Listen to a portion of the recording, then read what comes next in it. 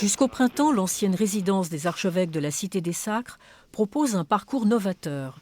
Des œuvres de Speedy Graffito des années 80 et des toiles jamais montrées sont exposées dans la salle basse du Palais du Thau, comme dans la salle du couronnement de la Vierge.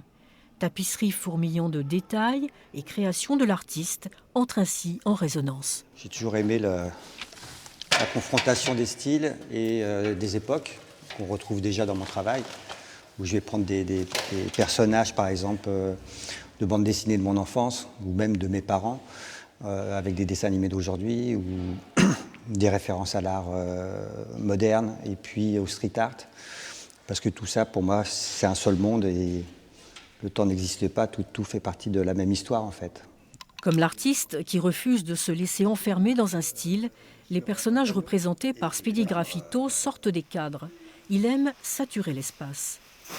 J'ai représenté un petit peu toutes les icônes un petit peu emblématiques de mon travail. Donc il y a la Blanche-Neige avec la fameuse pomme, il y a l'Ange démon, il y a le Picsou qui représente le monde de l'art. Donc toutes ces icônes, ce sont des icônes que j'ai utilisées dans mes toiles, que j'ai mis sur les murs et qui sont pour les gens un petit peu mon identité.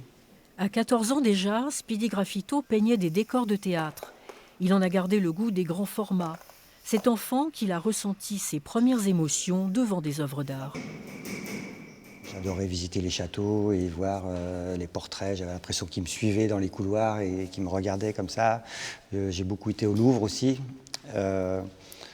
Et puis l'art moderne m'a vraiment inspiré pour trouver ma voie.